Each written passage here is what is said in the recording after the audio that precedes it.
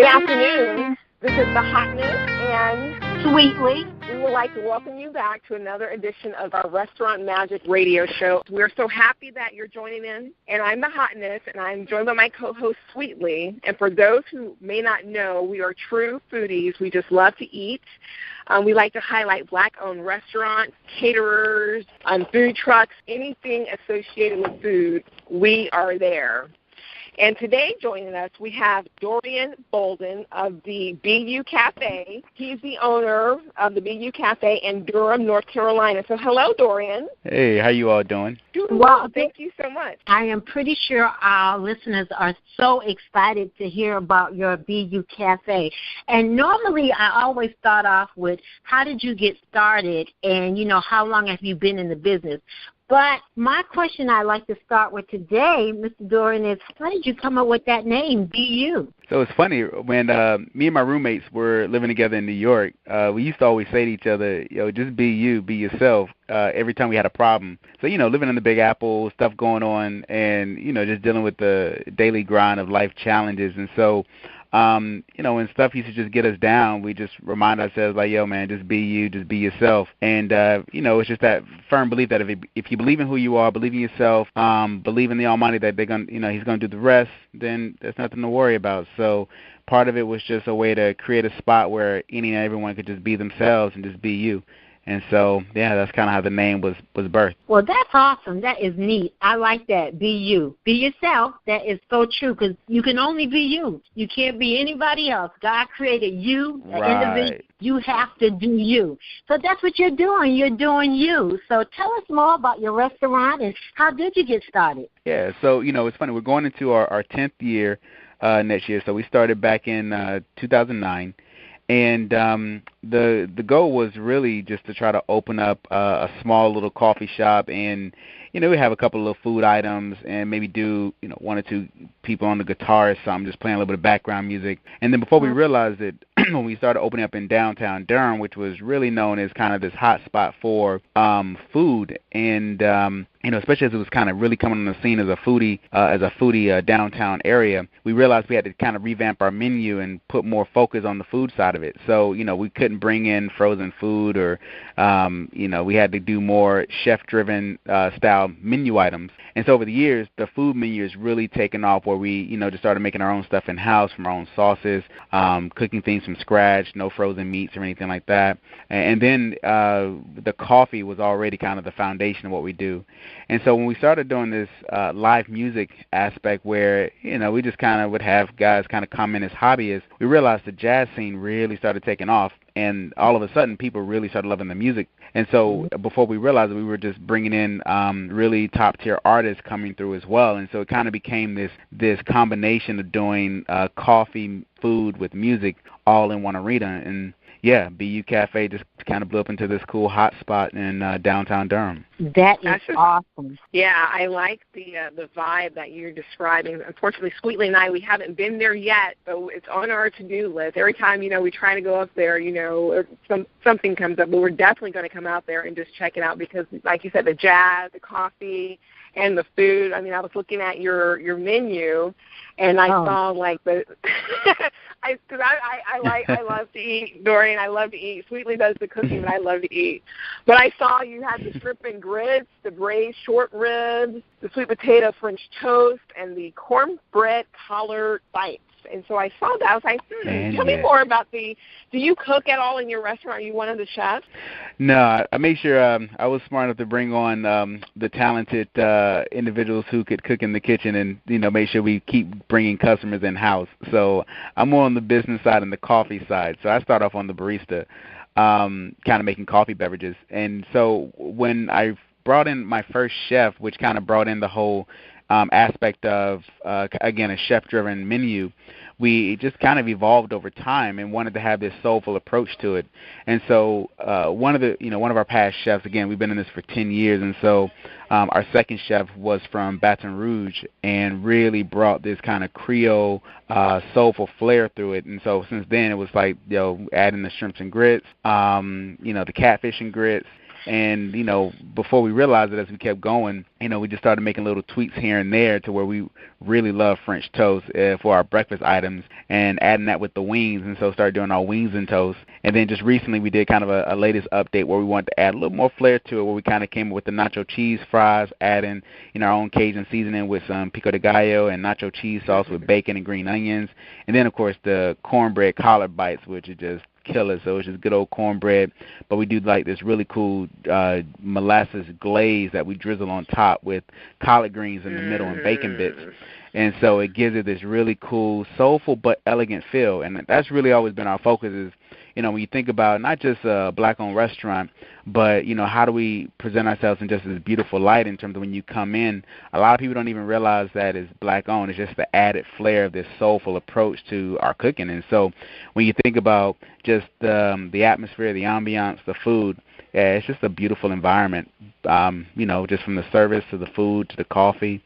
And, again, those are the elements to us that allows one to just unwind, relax, escape the day-to-day craziness, and just be you. Be you.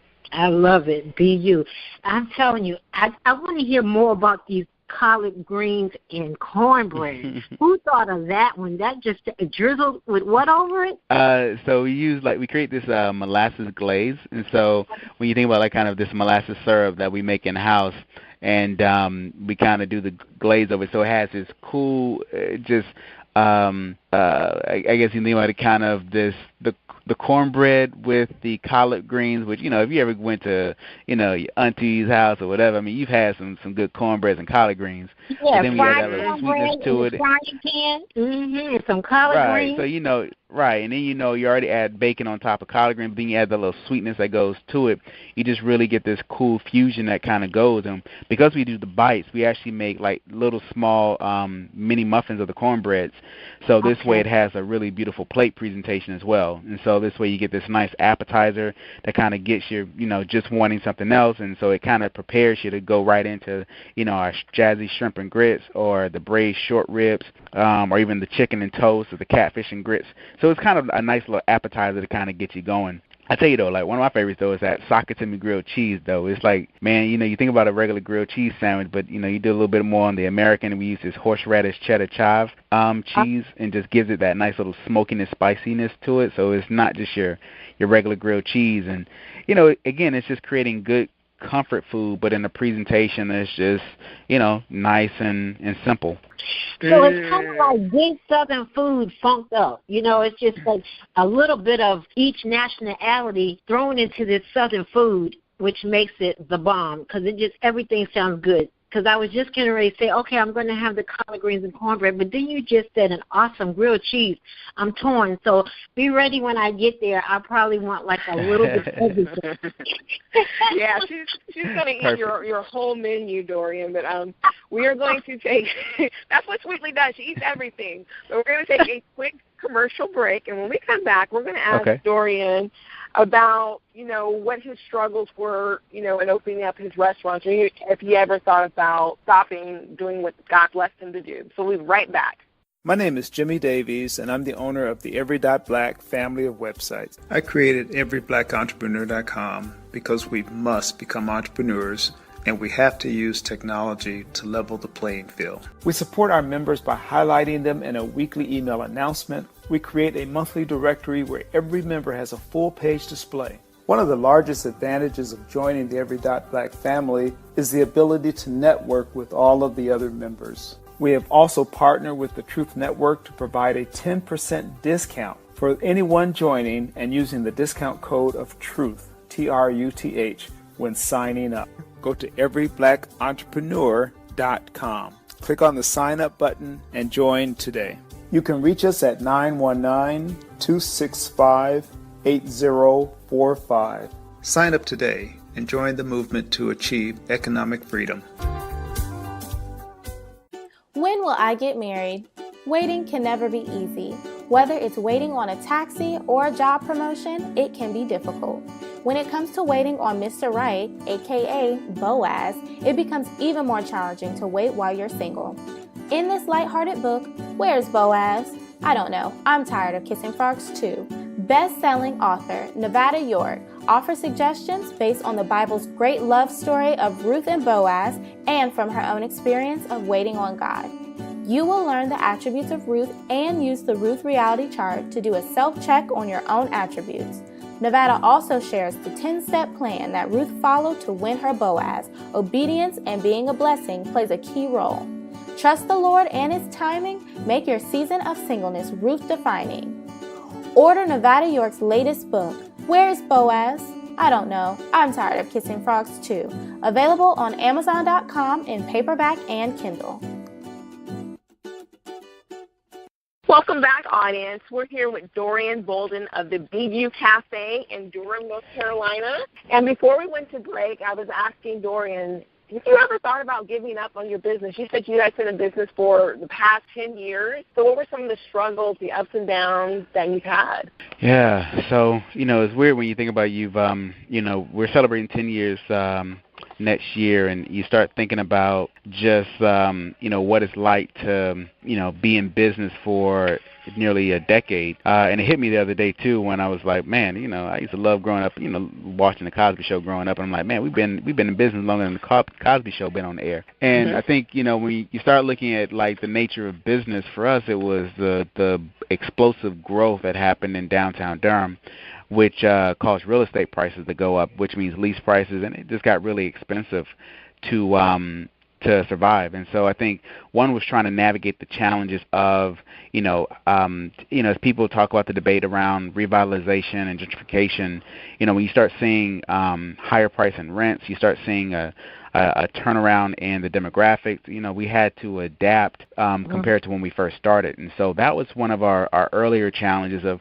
how do we stay true to our identity but still be able to adapt to a changing marketplace without losing our core and, losing our soul. And, Right. that's always a challenge, I guess, for anybody, especially when you are coming in as a minority business that has a really soulful concept. And so that was one of the earlier challenges that we had to tackle and really try to establish community partnerships and, but make sure we maintain a staff that's still diverse and that's reflective of, the true nature of our city here in Durham. I think another challenge that came on after that was, we realized it got so expensive to stay in our location, so we ended up moving. And so because we had kind of demonstrated we've been in business for a while, my wife and I ended up purchasing a condo unit, like really 2 doors down. And through a Kickstarter Kickstarter campaign, we ended up raising close to $40,000 to help us purchase with equipment, got an SBA loan. And so we were able to at least lock in kind of like that longevity of a locked-in rent rate so that we didn't have to worry about getting pushed out as things got really expensive. And, you start seeing these franchises and kind of more corporate chain type stores begin to move in. And luckily, the nice thing about Durham is you see a lot of independently owned small businesses kind of doing the same thing. They either are part owners or own their spaces, and that is a great way to kind of protect yourself from the long term. Yeah, so that was probably one of the earlier challenges, is just, almost getting kicked out and almost going out of business trying to survive with the changing marketplace. Well, you strived and you didn't give up, and that's just awesome. And I heard you mention some things that maybe starting restaurant entrepreneurs may be interested in. And you said a kickstart, and then it was something else, maybe like grants and loans that you did. Now, is there any information you could give us on that for our new entrepreneurs?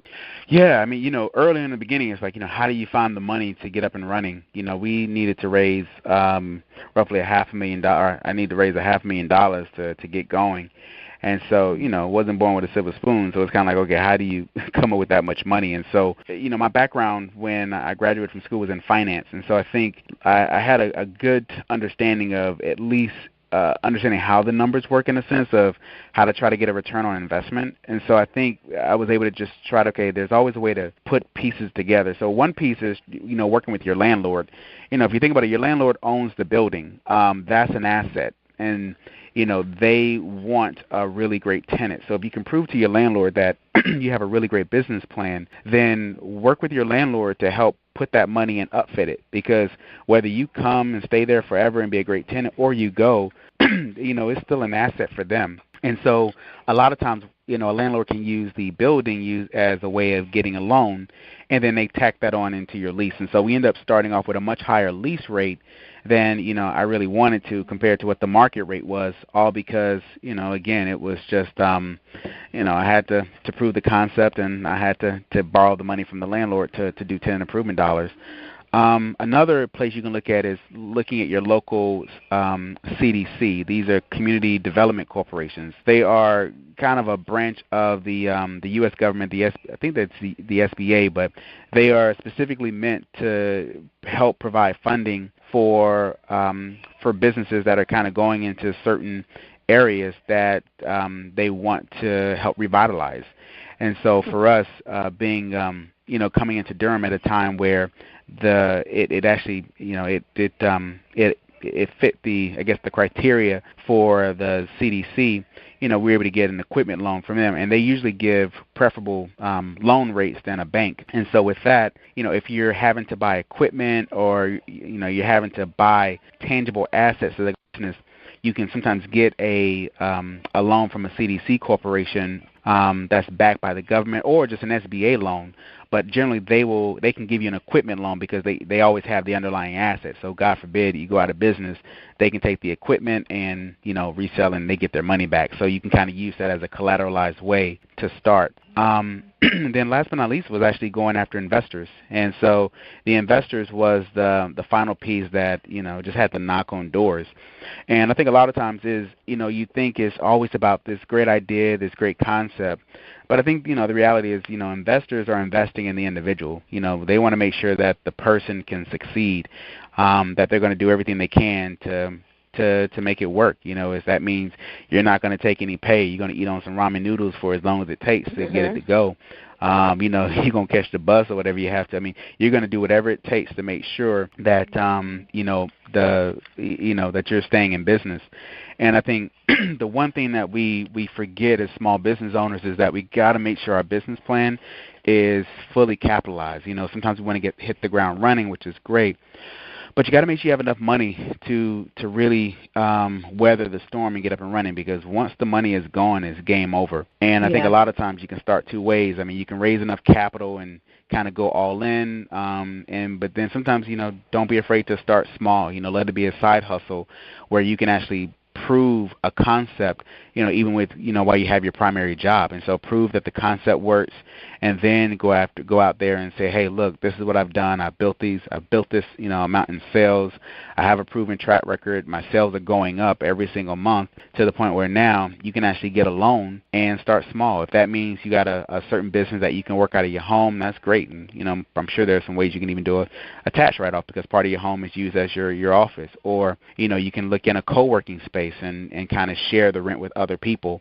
But I think now it's just a matter of you have to start thinking smart in terms of how you raise your capital. But there are investors out there. There are people out there that have a ton of money. And I think so often we feel that because if anybody feels like you were brought up and you don't have any money and you didn't have money, so what? Investors want to make a return on their investment. I mean, that's the thing that I learned working in finance, is that, you got to think of yourself like a stock market. I mean, you're no different than IBM. You go out there, bust your butt, make your business work, and then make sure you take care of your investors at the same time. And, that's what we've been trying to do is, how do we make sure we keep our investors informed and make them whole? And if you can do that, then, and you have a business plan that can demonstrate that, you do your research, are you in a market that can really build that? I mean, you got to make sure you're going after a market that can sustain you. So when you really do the research, put the business plan together, and then sell yourself. And if you're passionate and you believe it, go. Like Nike said it, just do it. Just do it. Okay. Hey, audience, you heard Dorian. He had so much knowledge and information that he just bestowed upon your ears. So just definitely, if you're thinking about starting a restaurant, take his knowledge and run with it. We're going to take a quick commercial break, and we're going to come back with Dorian in a few minutes. Hey, girl, that's a nice T-shirt you're wearing. Where did you get it? I got it from TeamJesusClothing.com. Really? I like the messaging and the colors. They're so vibrant. Yes, TeamJesusClothing.com has a lot of t-shirts and hoodies with encouraging messages. They have styles for both men and women. Wow, thanks for letting me know. I'm going to TeamJesusClothing.com to place my order now. Yes, definitely go to teamjesusclothing.com and be sure to check out my favorite shirt designs, Team Jesus and Won't He Do It? I can't wait. TeamJesusClothing.com, here I come. Shouldn't laws be black and white? Doesn't everyone deserve the same treatment? For 15-year-old Gemini Berry, the answers are obvious. But then a crime shocks Gemini's small town, and she learns that many adults see things in shades of gray. In Mika Chanel's novel, Just as the Sky is Blue, Gemini Berry is forced to grow up fast when her mother agrees to play a central role in a sensational murder trial that tears her small town apart. As the trial spins out of control, secrets are revealed and old debts are settled, and Gemini's life is ultimately changed forever. Order Mika Chanel's book, Just as the Sky is Blue. Just as the Sky is Blue is available on Amazon.com, Kindle, and Audible.com. And we're back, audience. We're back with Dorian Bolden of the Beyu Caffe. Before we went to break, he just laid on us like all this wonderful information, right, Sweetly? Yes, he did. I'm even writing some of it down myself, listeners. So this please pay attention. And, you know, Dorian, I see, went after his vision. He wrote it down. He made it plain.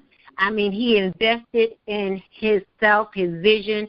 He let people know that he was serious about what he was doing. And from there, he said, just don't be afraid. Just do what you got to do. Hey, be you. Right, Dorian? Amen. Just be you. So I kind of think he walked by faith and not by sight. Because he said, you know, you got to just pay attention to the Lord and just do what you have to do. And if you're willing to sweat, eat Roman numerals, catch the bus, then, hey, you'll be successful. I believe that. I totally believe that. Right. I agree. Although, I agree. Stick with the ramen noodles. Yeah. Yeah. Yeah, man. All about and Go ahead, Dorian. I'm sorry.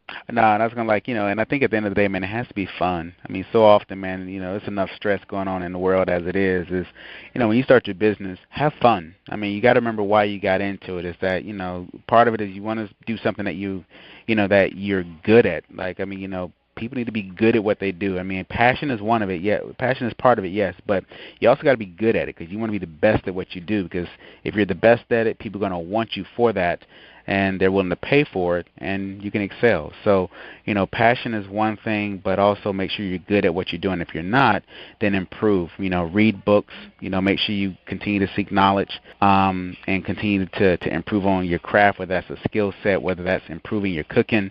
How do you come up with new recipes? How do you stay, on trends? For, like I said, I was late for the call because we're bringing in our keg unit so that we can start doing nitro cold brew and regular cold brew, which is the newest trend in coffee. Yeah. So what is the nitro cold brew? I'm sorry, I had never heard of that before.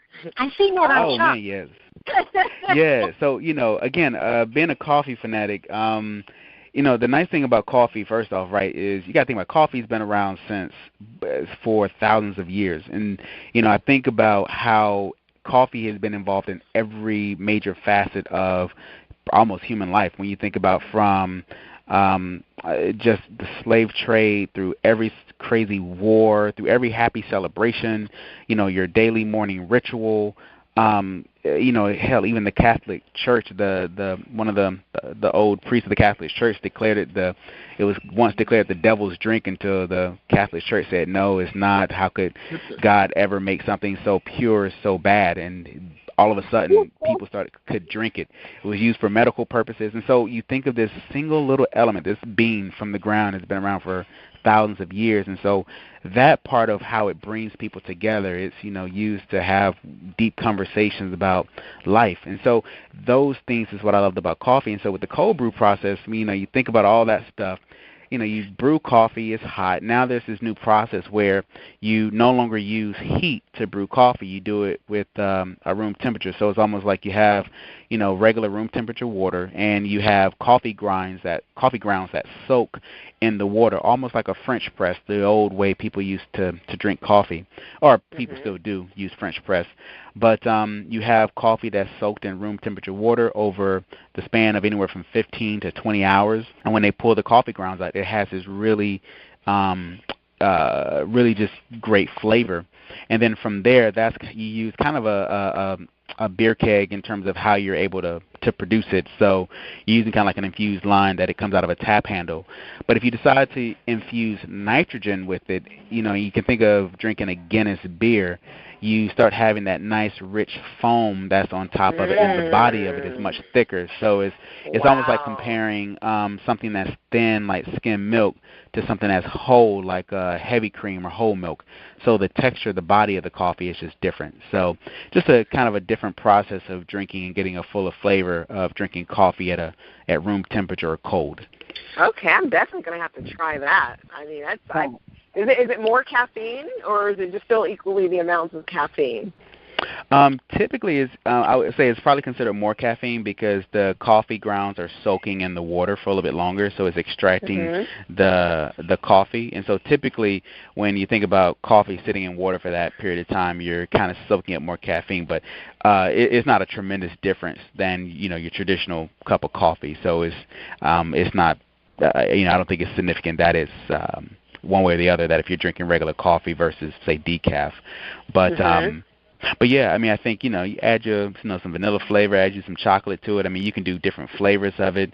But I think again, that's the other reason now that I think about it, what I loved about coffee is that coffee, like food, are ways that you can just be you. I mean, everybody has their own way of drinking coffee. I want to add caramel. I want to add chocolate. Let me have my sugar. No, I just want mine straight black. I want to add a little bit of cream. So everybody's a little bit different in terms of how they're how they have their coffee. So I have a question about this coffee thing, the hotness. I'm listening to Darren talk about the coffee, and it brings me back to, okay, when you go into a restaurant, they say, okay, this type of wine would be best with this dish right here. Do you compare the coffee like that as well? Do you select a certain type of coffee to go along with your dish? Good question. So sometimes with coffee, one thing that we've done is that we've actually introduced coffee cocktails. We introduce like coffee cocktails that you can do with different dishes, or for breakfast, we kind of, it kind of depends on your flavor if you want to do like a medium roast or a dark roast.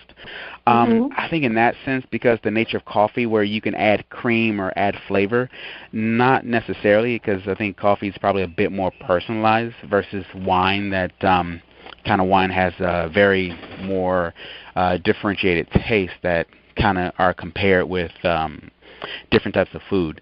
So not so much. And I just think, just the nature of kind of how you do coffees. I will say in terms of whether you want something that's more of a breakfast blend that's more acidic, so it's bright, kind of pops you up in the morning, versus something that's like a Sumatra or Java that's kind of more heavy body, that's kind of more full body chocolate flavor that is more cool and mellow, or something that's a little earthy like a Kenyan or an Ethiopian coffee.